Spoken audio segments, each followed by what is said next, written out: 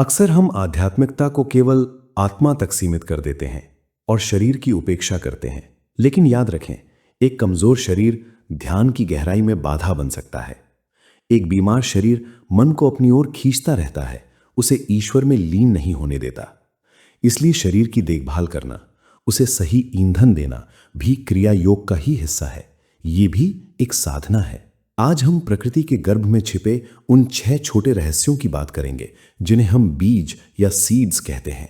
सोचिए, एक नन्हे से बीज में कितना धैर्य, कितनी संभावना यानी पोटेंशियल छिपी होती है। वो मिट्टी में दबे रहने के बावजूद सूर्य की ओर उठने का साहस रखता है। ठीक वैसे ही जैसे हमारी आत्मा माया के आवरण में दबे होने के बावजूद परमात्मा की ओर उठना चाहती है। आज हम जिन 6 बीजों की चर्चा करेंगे, वे केवल आपकी त्वचा में कोलेजन नहीं बढ़ाते, बल्कि वे आपके भीतर ओजस, जीवन की दिव्य चमक को भी जगाते हैं। और विश्वास कीजिए, 5वां बीज, 5th सीड आपको चौंका देगा। एक ऐसा खजाना जिसे हम अज्ञानता में फेंक देते हैं। तो एक गहरी सांस लें, अपनी रीढ़ को सीधा करें और इस ज्ञान को अपने भीतर उतरने दें। प्रकृति में कुछ भी व्यर्थ नहीं है। हर बीज में एक नए जीवन का नक्शा यानी ब्लूप्रिंट होता है। जब आप इन बीजों को ग्रहण करते हैं तो आप केवल भोजन नहीं खा रहे होते, आप उस निर्माण करने वाली ऊर्जा को अपने भीतर उतार रहे होते हैं। विज्ञान इसे कोलेजन और इलास्टिन कहता है, वे प्रोटीन जो हमारी त्वचा को कसाव, लचीलापन और यौवन देते हैं। लेकिन आध्यात्मिक दृष्टि से इसे लचीलापन कहें। जीवन में भी और शरीर में भी जो कठोर है वो टूट जाता है, जो लचीला है वो तूफानों में भी बना रहता है। आइए इस यात्रा को शुरू करें और उन 6 दिव्य बीजों को अपनी दिनचर्या का हिस्सा बनाएं। सबसे पहले हैं चिया सीड्स। मैं इन्हें जलयोजन के नायक, हाइड्रेशन हीरोज कहता हूं। आध्यात्मिक मार्ग पर सबसे बड़ा गुण है ग्रहणशीलता। जैसे सूखी मिट्टी बारिश को नहीं सोख पाती, वैसे ही एक सूखा, तनावग्रस्त शरीर और मन कृपा को ग्रहण नहीं कर पाता। चिया सीड्स में एक अद्भुत गुण है।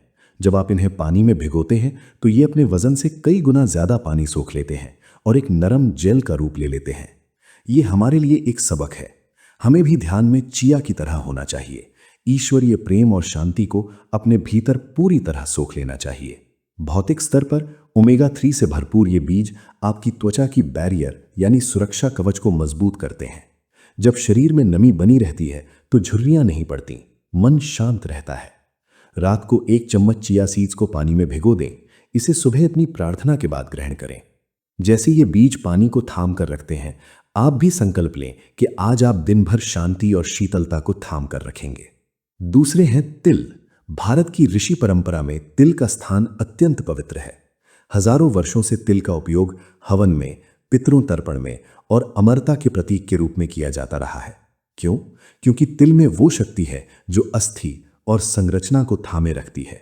इसमें जिंक और कॉपर का अद्भुत संगम है। जिंक नई संरचना बनाता है और कॉपर उसे लचीलापन देता है। योगानंद जी कहते थे, इच्छा शक्ति ही वो शक्ति है जो ब्रह्मांड को चलाती है। तिल वो भोजन है जो आपकी शारीरिक इच्छा शक्ति और ढांचे को मजबूत करता है। यह आपकी त्वचा को केवल सुंदर ही नहीं बल्कि सहनशील बनाता है। ये बाहरी प्रदूषण और तनाव से आपकी रक्षा करता है। अपने भोजन में सलाद पर या ताहीनी के रूप में तिल का प्रयोग करें। जब आप इसे खाएं तो महसूस करें कि आप अपने शरीर रूपी मंदिर की नींव को मजबूत कर रहे हैं, ताकि वो आपकी लंबी आध्यात्मिक यात्रा का भार उठा सके। तीसरे हैं अलसी के बीज। आधुनिक दुनिया इन्हें बोटॉक्स सीड्स कहती है, लेकिन हम इन्हें लोच का प्रतीक कहेंगे, सीड्स ऑफ फ्लेक्सिबिलिटी।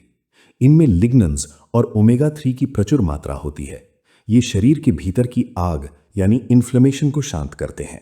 क्रोध, चिंता और जलन ये केवल मन के विकार नहीं है, ये शरीर को भी जलाते हैं, जिससे हमारी त्वचा समय से पहले बूढ़ी हो जाती है।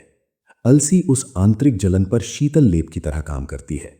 लेकिन एक शर्त है, अलसी को पिसना पड़ता है। साबुत अलसी शरीर से वैसे ही निकल जाती है। यहां एक गहरा आध्यात्मिक रहस्य है।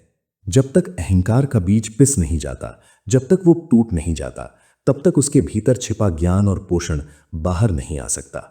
हमें भी गुरु के चरणों में, साधना में अपने अहंकार को थोड़ा पिसना पड़ता है, तभी हमारी असली सुगंध बाहर आती है। पिसी हुई अलसी को अपने दही, स्मूदी या ओट्स में मिलाएं। इसे कभी भी सीधे आंच पर न पकाएं, इसकी कोमलता नष्ट हो जाती है। सरलता और शीतलता, यही अलसी का संदेश है।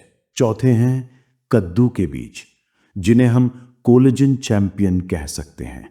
जैसे एक योगी अपने पुराने संस्कारों को मिटाकर नए दैवी संस्कारों का निर्माण करता है, वैसे ही शरीर को भी निरंतर नव निर्माण की आवश्यकता होती है।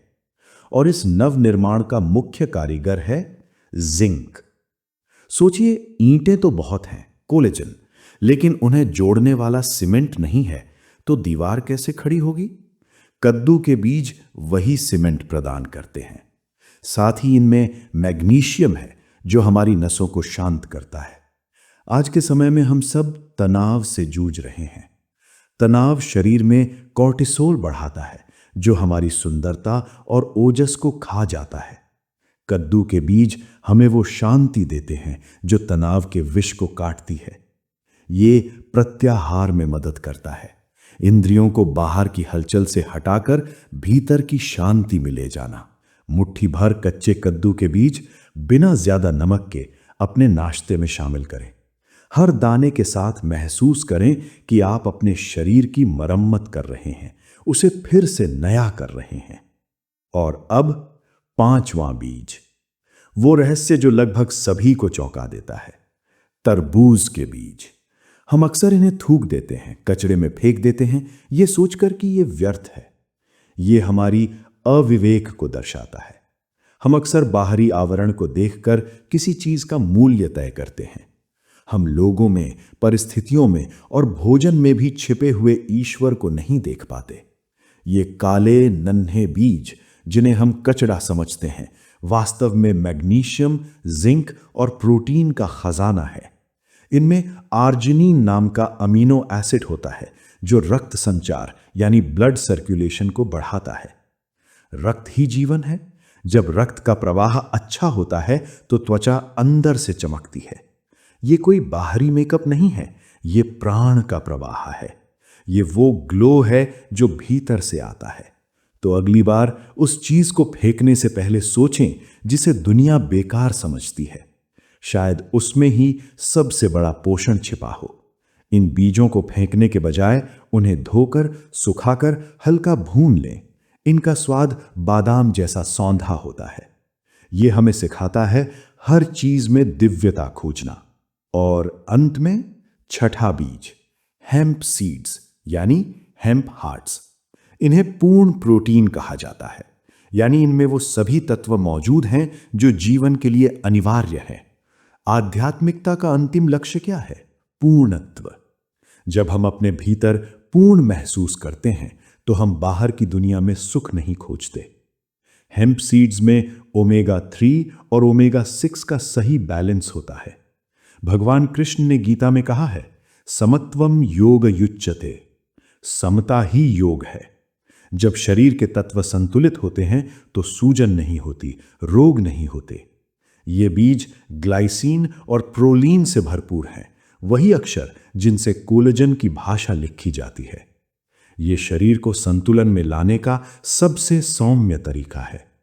इनका स्वाद बहुत हल्का और अखरोट जैसा होता है। इन्हें अपने भोजन में ऊपर से बुरकें।